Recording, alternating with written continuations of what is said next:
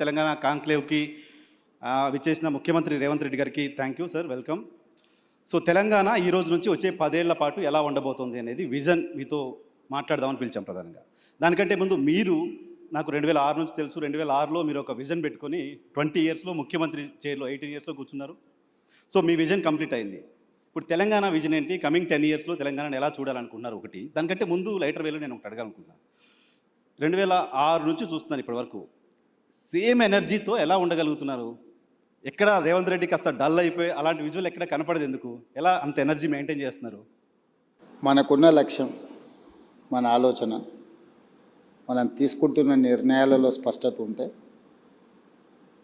ఆ positive energy అనేది మనకు ఆటోమేటిక్గా వస్తుంది. రెండవది, చాలా సందర్భాలలో చాలామంది తమకు ఏం కావాలనో కోరుకోకుండా ఇతరుల దగ్గర ఏముండకూడదో దాన్ని దూరం చేయాలనే ప్రయత్నం చేస్తుంటారు. ఓకే, అది జరగకపోవడం వల్ల అసహనము, అసంతృప్తి అవి మనిషిని కుంగదీస్తాయి. దాంతో తొందరగా వాళ్ళ శక్తిని కోల్పోవడమే కాకుండా మానసికంగా బలహీనులవుతారు. ఒకసారి మానసికంగా మనం బలహీనమైన తర్వాత మనం దాచుకోవాలనుకున్నా దాగదు. దాంతో ఏమవుతారంటే చాలామంది అధికారంలో ఉన్నప్పుడు ఒకలాగా, అధికారంలో లేనప్పుడు ఇంకొకలాగా, లేకపోతే అనుకూలిస్తే ఒకలాగా, గెలిస్తే ఉప్పొంగిపోవడం, ఓడితే కుంగిపోవడం, ఇట్లాంటి రకరకాల సమస్యలతో కొట్టుమిట్టారు. So clarity of thought first, ప్రణాళిక దానికి తగ్గట్టుగా. ఓకే, సో ఆలోచన అలా క్లారిటీగా ఉండొచ్చు. కానీ మీ పైన జరిగిన అటాక్స్ నాకు గుర్తుంది. 2009లో మీరు మొదటిసారి ఎమ్మెల్యేగా పోటీ చేసినప్పుడు గన్తో ఫైర్ చేశారు మీ పైన. రోడ్డు పైన అలా పడిపోయిన రేవంత్ రెడ్డి విజువల్ చూసాం. ఆ తర్వాత కేసులు, కొట్లాట్లు, అరెస్టులు, జైళ్ళు ఇవన్నీ కూడా చూసాయి కదా.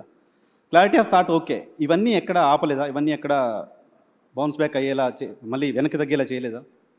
డెఫినెట్గా సమస్య వచ్చినప్పుడు, సమస్యను ఎదుర్కొంటున్నప్పుడు కొంత మానసికంగా ఒత్తిడి ఉంటుంది. కాకపోతే అది అధిగమించడానికి కావలసిన ఆలోచన చేసుకోవడమే, మన లక్ష్యాన్ని గుర్తు చేసుకోవడమే. లేదా ఎదురుగా ఉండే వాళ్ళు కూడా కోరుకుంటున్నది అదే కదా. అంటే మనం తగ్గాలనో, మనం ఓడాలనో, లేకపోతే మనల్ని ఓడించాలనో. సో వాళ్ళ కోరుకున్న విధంగా మనం వ్యవహరిస్తే వాళ్ళ ఆలోచనలని మనము ముందుకు తీసుకెళ్ళినట్టు ఉంటుంది తప్ప మనమేం ఆలోచన చేస్తున్నాం, మనకేం కావాలనో దాని మీద ముందుకు వెళ్ళడానికి అవకాశమే ఉండదు కదా.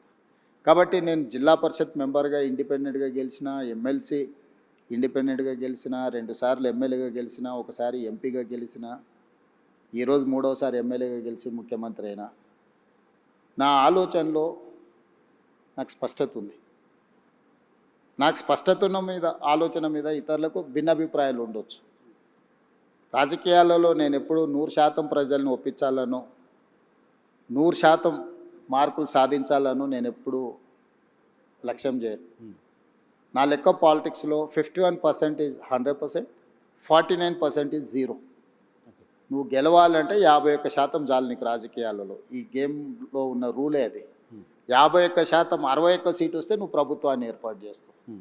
59 సీట్లు వస్తే ఇంటి దగ్గర కూర్చుంటావు. సో 59కి 61కు తేడా 2.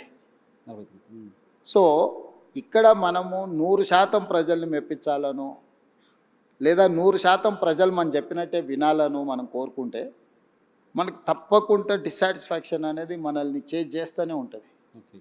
సో మనం 51% ప్రజలను ఒప్పించడానికి, 51% ప్రజలు మెచ్చే విధంగా పరిపాలన అందిస్తే sometimes that may be 60, that may be 70, 75, 60% first క్లాస్లో పాస్ అయినట్టు, 75% డిస్టింక్షన్ వచ్చినట్టు. ఓకే, ఎట్ ద మ్యాక్స్ నువ్వు పెట్టుకోవాల్సిన ఎఫర్ట్స్ కానీ, లక్ష్యం కానీ 60% నుంచి 75% మధ్యలో నీ నిర్ణయాలను ప్రజలు ఆమోదిస్తే that is the biggest victory. Okay, so మనం ఒప్పుకోని వాళ్ళను ఏదో విధంగా వాళ్ళను అణచివేయాలను, లేకపోతే వాళ్ళని ఏదో రకంగా అడ్డు తొలగించుకోవాలని మనం అనుకుంటే మనం చేయాల్సిన పనులను వదిలేసి అలాంటి వాళ్ళకే మన సమయం అంతా పోతుంది. సో ఓకే, మన ఎనర్జీ అనేది, మన ఆలోచన అనేది మనకేం కావాలనే లక్ష్యం కోసం ఉపయోగించినప్పుడు తప్పకుండా దాని ఫలితాలు వేరే రకంగా ఉంటాయి. ఓకే, సో ఇప్పుడు మీ ఎనర్జీ అంతా తెలంగాణకి ఏం కావాలి, తెలంగాణ ఎలా అభివృద్ధి కావాలి అనే దానిపైన పెట్టారు, రైట్? సో ఏంటి మీ విజన్ ఏంటో ఒకసారి చెప్తారా? కమింగ్ 10 ఇయర్స్ తెలంగాణ ఎలా ఉండబోతోంది?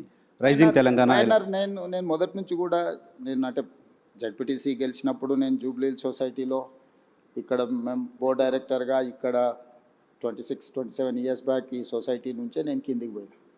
చాలామంది కింద నుంచి ఒక స్టేజ్కి వచ్చినాక జూబ్లీ హిల్స్కి వస్తారు. నేను జూబ్లీ హిల్స్ నుంచి గ్రామాలకు పోయినా. సో నేను జూబ్లీ హిల్స్ చూసిన, సినిమా పరిశ్రమలో ఉండే ఫ్రెండ్స్ని చూసిన 30 సంవత్సరాల క్రితమే.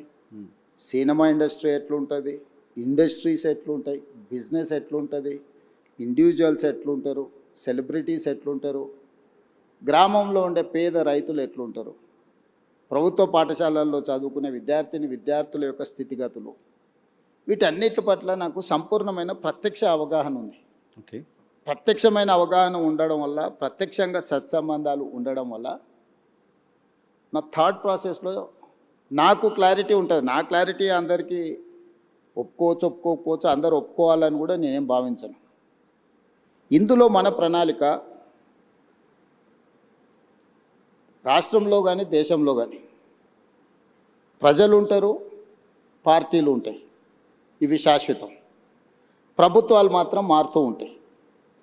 సో అధికారంలోకి వచ్చిన ఏ పార్టీ అయినా ప్రభుత్వాన్ని ఏర్పాటు చేసిన తర్వాత చాలా వరకు తాత్కాలికమైన సంక్షేమము, పరిమితమైన అభివృద్ధికే ప్రణాళికలు వేస్తుంటాయి. దానివల్ల ఏమైందంటే మన ఏ అభివృద్ధి కూడా కాంప్రహెన్సివ్గా ఒక ప్రణాళికాబద్ధమైన అభివృద్ధి జరగడం లేదు. లాంగ్ టర్మ్ విజన్ లేదు. అంటే ఇప్పుడు వెల్ఫేర్ అనేది నువ్వు ఈరోజు రాత్రికి ఎంత అద్భుతమైన భోజనమైనా పెట్టు, అప్పుడప్పుడు మనకు టీవీలలో పేపర్లలో చూపిస్తుంటారు సంక్రాంతి పండుగకు భీమవరం అత్తగారింటికి వెళ్తే 230 రకాల వంటలు వడ్డించిండ్రు అని. సంక్రాంతి పండుగ రోజు సాయంత్రం పూట 230 రకాల వంటలు తిన్న ఇంటల్లుడైనా పొద్దున్నే బ్రేక్ఫాస్ట్ ఇడ్లీ పెడతావా లేదా అని అడుగుతాడు. సంక్షేమం కూడా నువ్వు ఏమైనా ఇవ్వు, మళ్ళీ తెల్లారి మళ్ళీ తప్పకుండా అడుగుతారు.